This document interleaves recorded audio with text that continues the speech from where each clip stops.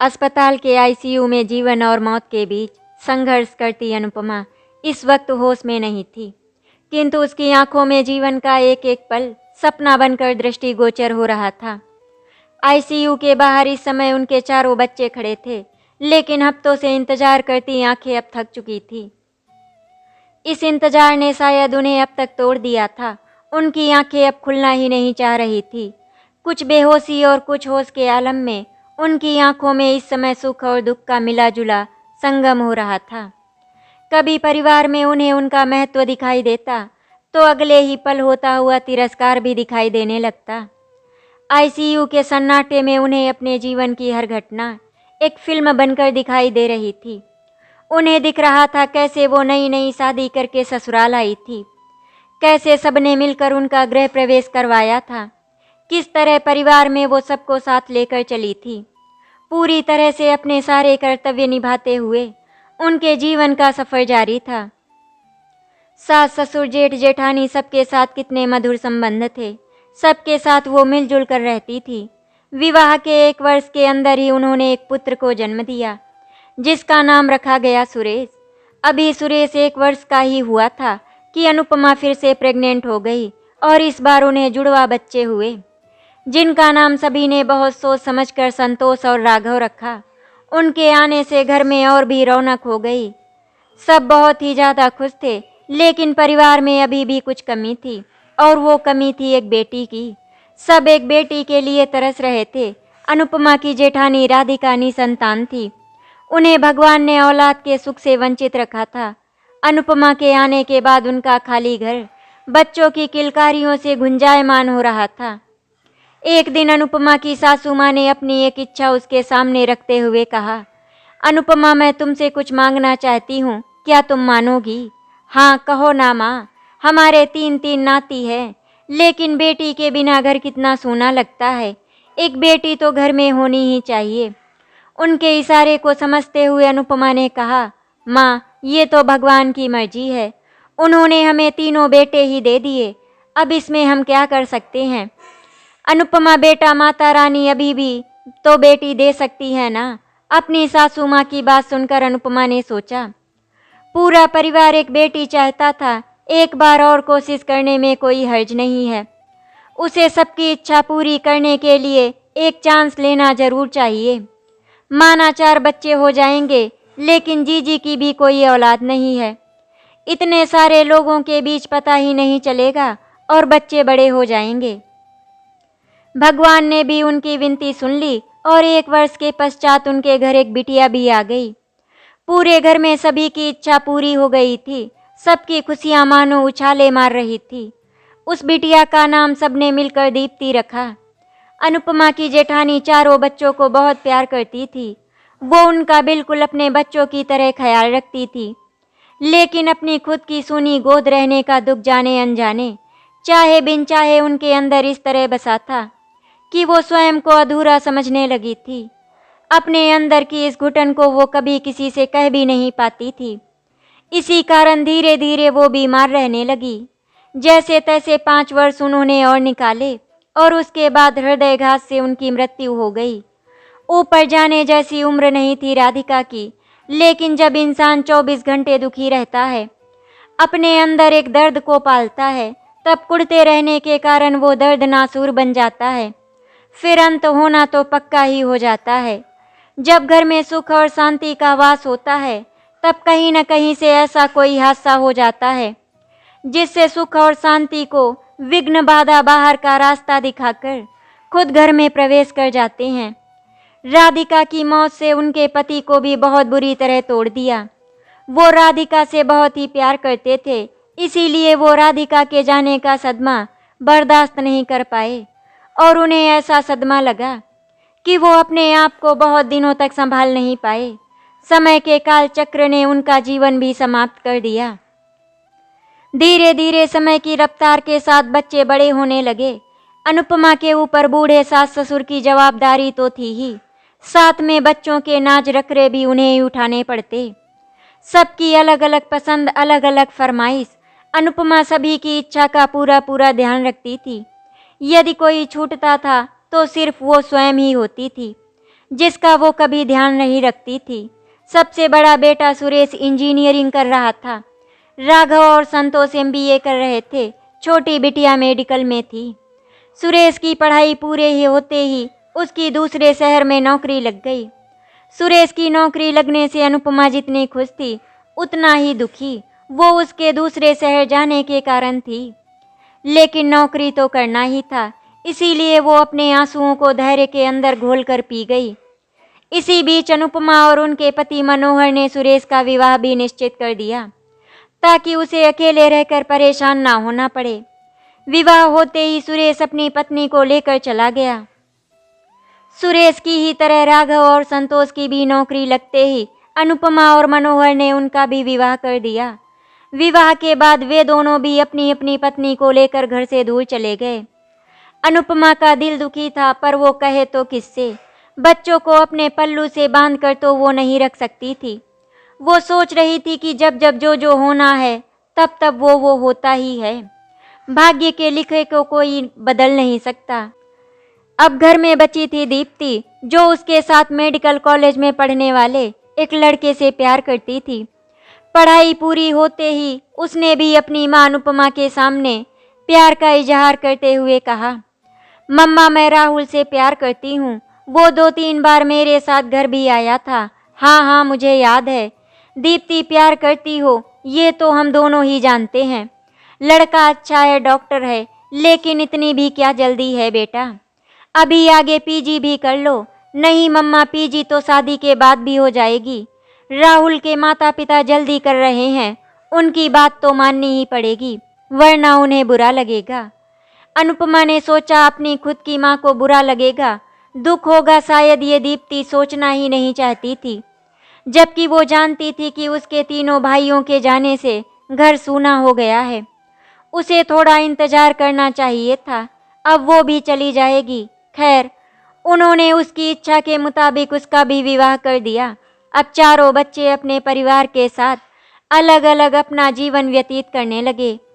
जो आंगन हरा भरा पूरा था, जहाँ खुशियाँ उछाले मारा करती थी, वो आंगन जैसे धीरे धीरे भरा था वैसे ही धीरे धीरे खाली भी होता चला गया। सूनापन अपने पैर पसारे हर तरफ झलकता था। अनुपमा और मनोहर अब 2 ही लोग घर में बचे थे। जब तक सास ससुर जिंदा थे, हालातों से जूझती अनुपमा ने सच्चे मन से उनकी खूब सेवा की, लेकिन ढलती उम्र के कारण वे दोनों भी उनका साथ छोड़कर चले गए। कहते हैं माता पिता जब बूढ़े हो जाते हैं तो वो लालची हो जाते हैं, लेकिन वो लालची किस लिए होते हैं? अपने बच्चों के प्यार के लिए। और इसी प्यार के लालच में वो अपने बच्चों के पास चले जाते हैं, जहां उनके अपने बेटे और बहू से अपमान मिलता है। खैर, अपनी व्यस्त जिंदगी से समय निकालकर बच्चे कभी कभी माँ बाप को याद कर लिया करते थे, जिसे केवल औपचारिकता ही कहा जा सकता था। विवाह के कुछ वर्ष बाद सुरेश की पत्नी प्रेग्नेंट हो गई। तब एक दिन सुरेश का फोन आया। हेलो मम्मा। हेलो सुरेश बेटा, कैसे हो? माँ सब ठीक है, आपकी बहू प्रेग्नेंट है, आप लोगों को यहाँ आना पड़ेगा। अब आपके बिना और कौन यहाँ सब संभालेगा? बिना सोचे बिना देर लगाए अनुपमा ने कहा, हाँ बेटा, तुम लोग बिल्कुल भी चिंता मत करना, मैं कल ही आ जाती हूँ। मनोहर अभी रिटायर नहीं हुए थे, इसीलिए अनुपमा ने अकेले ही जाने का मन बना लिया। रात को उन्होंने मनोहर को अपनी बहू के प्रेग्नेंट होने की बात बताते हुए कहा, बच्चों को मदद की ज़रूरत है, मुझे जाना चाहिए। हाँ, तुम बिल्कुल ठीक कह रही हो, चली जाओ। पर मनोहर तुम अकेले? मेरी चिंता मत करो, मैं ठीक तो हूँ, कुछ दिनों की बात है, मैं रह लूँगा। उसके बाद अनुपमा सुरेश के घर आ गई। यहाँ भी उन्होंने अपनी बहू का बहुत ख्याल रखा। घर में एक नन्ही परी भी आ गई। सब कुछ हो गया। अब अनुपमा वापस जाना चाह रही थी, लेकिन कुछ दिनों के लिए आई अनुपमा सब कुछ हो जाने के बाद भी वापस नहीं जा पा रही थी। एक दिन उन्होंने सुरेश से कहा, सुरेश अब तो गुड़िया 6 माह की हो गई है, वहाँ तुम्हारे पापा अकेले हैं, मुझे जाना होगा। अब तुम बहू की माँ को बुला लो, कुछ दिन वो संभाल लेंगी। अरे नहीं मम्मा, अभी तो वहाँ पापा रिटायर भी नहीं हुए हैं, उनका ख्याल कौन रखेगा? अनुपमा सुरेश के चेहरे को ये बोलते हुए देख रही थी, किंतु कुछ बोल नहीं पाई। इसी बीच मनोहर रिटायर हो गए और वो भी सुरेश के पास आ गए। सुरेश की बेटी को उन्होंने 3 साल का कर दिया। एक दिन मनोहर और अनुपमा बैठे बात कर रहे थे। मनोहर ने कहा, अनुपमा चलो अब हम अपने घर चलते हैं, थोड़ा घूमेंगे फिरेंगे, तुमने तो कभी खुद के लिए जिया ही नहीं। अनुपमा ने कहा, कैसी बातें कर रहे हो आप, मैं अपनों के लिए जी, मतलब मेरे लिए ही तो जी हूँ, ये सब मेरे अपने ही तो हैं, मैं कुछ नहीं जानता, मैं चाहता हूँ तुम्हें कम से कम 4 धाम की यात्रा तो करवा ही दूँ। उनकी बात चल ही रही थी कि तभी उनके बेटे राघव का फोन आ गया और फिर से एक बार वही परिस्थिति उनके सामने आकर खड़ी हो गई। अब राघव की पत्नी प्रेग्नेंट थी। राघव ने कहा, पापा सुरेश भैया की बेटी तो अब बड़ी हो गई है, आप दोनों को अब यहाँ आना पड़ेगा हमारे लिए, हमारे बच्चे के लिए भी तो आपका फर्ज बनता है ना पापा। ये सुनकर मनोहर ने अपनी इच्छा को अंदर ही किसी कोने में छुपा लिया और दोनों पति पत्नी राघव के घर पहुंच गए उनकी मदद करने के लिए। सुरेश के समय में अनुपमा अकेली थी, लेकिन अब कम से कम मनोहर उनके साथ थे, इसीलिए उन्हें संतोष था। राघव के बच्चे की देखरेख में 2 वर्ष निकल गए, पता ही नहीं चला कि संतोष के घर भी उन्होंने अपनी जिम्मेदारी निभाने के लिए जाना पड़ा। तीनों बेटों के बच्चों को भी उन्होंने अपनी जिम्मेदारी समझकर जितना बन सका उतना किया। बड़ा ही महत्व था उनका जब ये जिम्मेदारी उठा रही थी। सब बच्चे तब उन्हें अपनी ओर खींचना चाहते थे, लेकिन ये सब करते करते उनकी उम्र भी बुढ़ापे की कुछ सीढ़ियाँ चढ़ चुकी थी। थक गई थी अब वो, उनकी हड्डियाँ कमज़ोर पड़ चुकी थी। जैसे ही शरीर ने काम करना बंद किया, महत्व भी अपने आप ही कम होता चला गया। ना कहीं घूम फिर पाई, ना जीवन का एक भी दिन खुद के लिए जी ही पाई। एक दिन संतोष ने अपने बड़े भाई को फ़ोन करके कहा, सुरेश भैया मम्मा हमेशा बीमार रहती हैं, पापा भी कमज़ोर हो गए हैं, उनसे भी ज़्यादा कुछ होता नहीं है, मैं कब से उन्हें रख रहा हूँ, अब कुछ दिनों के लिए आप लेकर जाओ, आखिर वो मेरे अकेले की जवाबदारी थोड़ी है। अरे संतोष तू राघव को बोल यार, अभी यहाँ बिल्कुल संभव नहीं हो पाएगा, बच्ची की पढ़ाई लिखाई पर असर पड़ेगा। कहते हुए सुरेश ने फ़ोन काट दिया। संतोष ने राघव को फ़ोन किया तो उसका कुछ और बहाना था। फिर संतोष ने अपनी बहन दीप्ति को फ़ोन किया। वो अपने घर में बहुत खुश थी, सब कुछ था उसके पास, बस समय ही नहीं था। जब जब उसे ज़रूरत पड़ी उसने अपनी माँ अनुपमा को पुकारा, तब तब माँ ने साथ दिया, लेकिन आज जब माँ को संभालने की बारी आई तब उसके पास भी समय की कमी, अपने परिवार की उलझनें, अपनी व्यस्तता आड़े आ गई। अनुपमा बिस्तर पर लेटे लेटे ये सब सुनती रही, आंखों से बहते आंसुओं को अपनी साड़ी के पल्लू से पोंछकर अपने पति मनोहर से छुपाती रही। लेकिन मनोहर कोई बच्चे नहीं थे, वो सब समझ रहे थे। मनोहर का दिल टूट गया था, वो अपनी पत्नी का होता तिरस्कार बर्दाश्त नहीं कर पा रहे थे। अंततः एक दिन उनका धैर्य खत्म हो गया और उन्होंने अनुपमा से बिना पूछे ही अपने घर वापस लौटने की पूरी व्यवस्था कर ली। वो अनुपमा और खुद का सामान एक सूटकेस में रख रहे थे, तब अनुपमा ने पूछा, मनोहर ये क्या कर रहे हो? वही अनुपमा जो बहुत पहले कर लेना चाहिए था, पर बहुत देर हो गई है, बस अब अपने घर चलो। जाते वक्त तक भी उन्होंने संतोष और उसकी पत्नी को कुछ नहीं बताया। जब टैक्सी घर के सामने आकर खड़ी हो गई तब संतोष ने पूछा, पापा क्या आप कहीं जा रहे हैं? अपने चश्मे को आंख पर चढ़ाते हुए उन्होंने कहा, हाँ संतोष, जिस घोंसले को खाली छोड़ आए थे उसी में वापस जा रहे हैं। लेकिन पापा। नहीं बेटा, हम समझ सकते हैं तुम्हारी परेशानी को, हम किसी पर बोझ नहीं बनना चाहते, और वैसे भी यहाँ कब तक रहेंगे तुम्हारे घर। लेकिन पापा माँ की तबीयत। कोई बात नहीं बेटा, मैं हूँ ना, संभाल लूँगा उसे, वो मेरी जवाबदारी है और इसे पूरा करना मेरा फर्ज है। तुम्हारी माँ तुम चारों भाई बहन के बीच यहाँ से वहाँ लुढ़काने वाली कोई गेंद नहीं है बेटा, जो तुम अपनी अपनी सुख सुविधा के लिए उसे यहाँ से वहाँ भेजते रहो। तुम सब उसे यहाँ से वहाँ धकेलो, उससे अच्छा है मैं ही उसे लेकर यहाँ से चला जाऊँ। अपने पति की बात सुनकर अनुपमा ने कहा, मनोहर ये क्या कह रहे हो आप, शांत हो जाओ। नहीं अनुपमा, मैं तुम्हारा तिरस्कार होता देख नहीं सकता। सच पूछो तो ये तिरस्कार हमारा नहीं है, ये तिरस्कार है उस बुढ़ापे का जो हर इंसान को एक ना एक दिन अपने शिकंजे में ले ही लेता है। परंतु पता नहीं फिर लोग क्यों। बीच में ही मनोहर को टोकते हुए अनुपमा ने कहा, तुम शांत हो जाओ मनोहर, ऐसा नहीं है कि हमारे बच्चे हमें प्यार नहीं करते। परिस्थितियों और हालातों ने उन्हें मजबूर कर दिया है।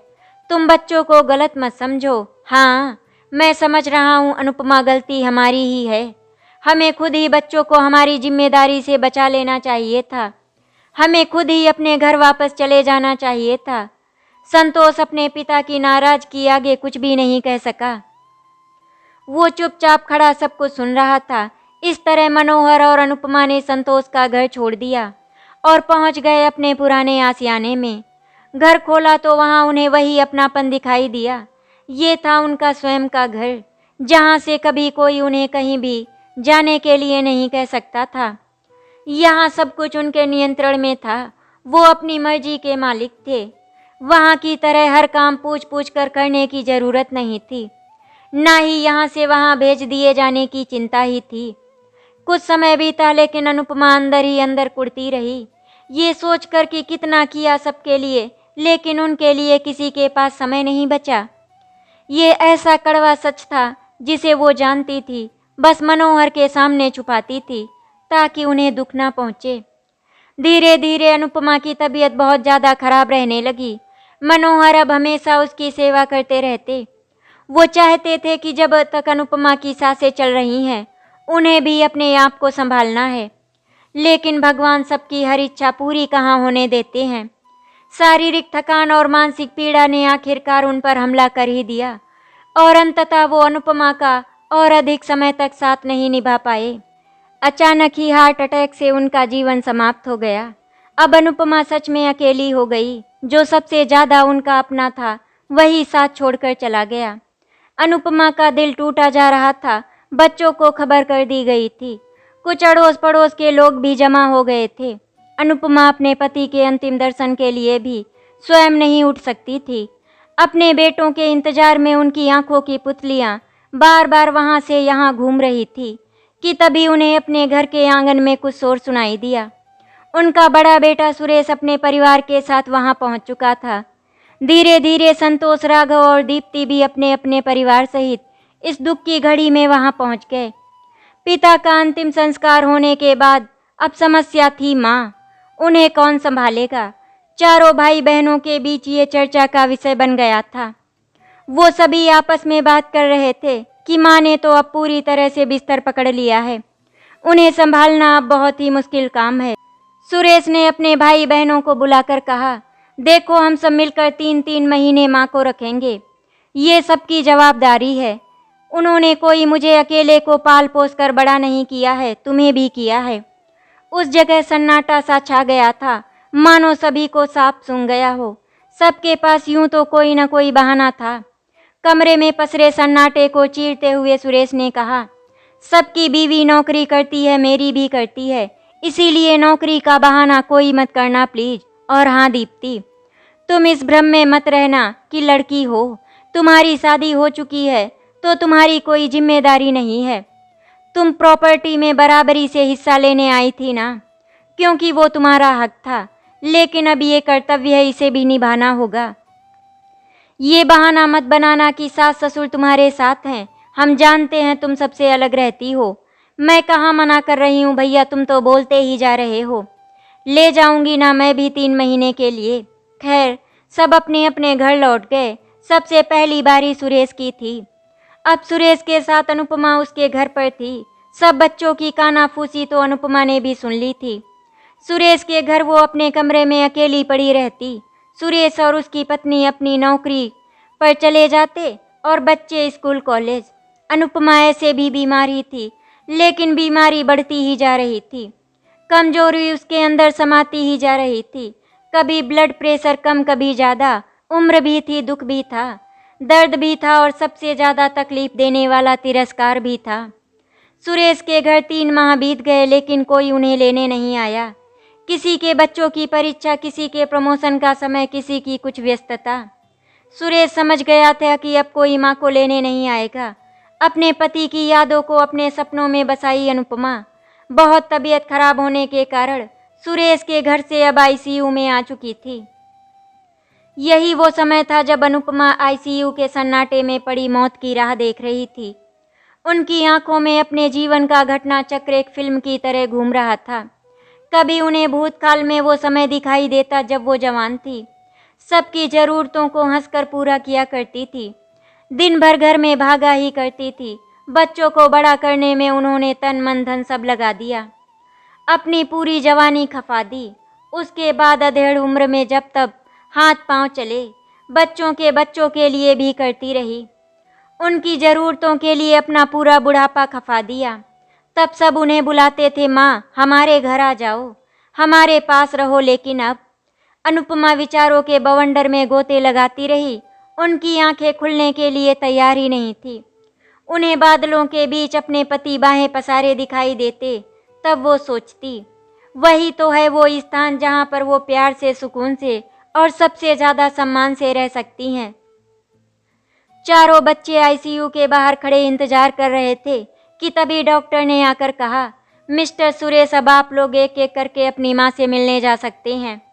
वैसे चारों साथ में भी जा सकते हो, क्योंकि अब उनके पास ज़्यादा समय नहीं बचा है। चारों भाई बहन आईसीयू में पहुंच गए। अनुपमा को एक एक करके सभी ने आवाज़ लगाई, माँ माँ। वो आंखें खोलने की कोशिश कर रही थी, लेकिन उनकी आंखें खुलने को तैयार ही नहीं थी। शायद अनुपमा का मन अपने बच्चों को आखिरी बार देखना चाह रहा था, किंतु पलकों का वजन ही उन्हें अब इतना भारी लग रहा था कि वो उन्हें उठा ही नहीं पा रही थी। उनकी मजबूरियां आंखों की कोरों से पानी बनकर अवश्य ही बहती हुई दिखाई दे रही थी। संतोष ने कहा, माँ एक बार तो आंखें खोलो। दीप्ति ने रोते हुए कहा, माँ प्लीज आंखें खोलो ना। लेकिन अनुपमा तो शायद सबसे रूठ चुकी थी। उन्होंने पूरा जीवन सबके लिए जिया सिवाय खुद के, परंतु जाते समय हालातों और रिश्तों ने उन्हें एहसास तो करा ही दिया कि काश थोड़ा सा खुद के लिए भी जी लिया होता। अंतिम घड़ी में शायद अनुपमा सोच रही थी कि काश मनोहर की उनके साथ घूमने जाने की इच्छा उन्होंने पूरी कर दी होती, अपने साथ उन्हें भी थोड़ी दुनिया देख लेने दी होती। मैंने अपने साथ साथ उनकी भी उम्मीदें कभी पूरी नहीं होने दी। मनोहर भी खुद के लिए कहाँ जिए, वो भी तो हमेशा सबके लिए करते ही रहे और करते करते ही एक दिन बिना जिए ही चले गए।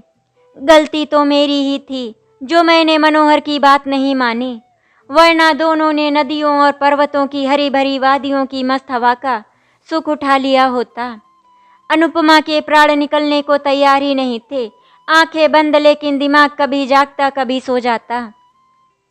4 दिन से इंतजार कर रहे बच्चे अब बेचैन हो रहे थे। सबको वापस अपने घर अपने काम पर लौटना था। ये इंतजार उन्हें बहुत भारी पड़ रहा था। ये आज आखिरी दिन था जब सब उनके पास खड़े थे, उनके जाने की राह देख रहे थे। और इंतजार पूरा हुआ और 5वें दिन भगवान ने सबकी सुन ली और अनुपमा की चलती उखड़ती सांसें अचानक आईसीयू के उस कमरे में थम गई। उसके आज़ाद होते ही सब आज़ाद थे अपने घर लौटने के लिए। अंतिम संस्कार के बाद सुरेश ने अपने भाई बहन से पूछा, अरे किसी के पास माँ का अच्छा सा लेटेस्ट फ़ोटो है क्या? तब माँ के फ़ोटो की खोजबीन शुरू हुई, लेकिन किसी के पास से उनका कोई ताज़ा लिया फ़ोटो नहीं मिल सका। पूरा मोबाइल अपनी बीवी और बच्चों की तस्वीरों से भरा पड़ा था, किंतु माँ की एक फ़ोटो भी मिलना मुश्किल हो रहा था। खैर 3 दिनों में पूजा पाठ खत्म करके सब अपने अपने घर लौटने के लिए तैयार थे। जाते समय सभी के मन में एक टीस जरूर थी, अपने फर्ज से पीछे हटने की टीस। और ये टीस जीवन भर उन्हें ये याद दिलाती रहेगी कि उन्होंने लिया तो सब कुछ, किंतु लौटाते समय उनके हाथ बिल्कुल खाली थे। वे अपनी माँ को कुछ भी नहीं लौटा सके। जितना उनसे लिया था उसका 1% भी उन्हें वापस नहीं कर पाए। सुरेश, राघव और संतोष तीनों ने अचानक अपने बच्चों के कमरे से आती आवाज़ सुनी तो वो तीनों वहीं पर रुक गए और उनकी बातें सुनने लगे।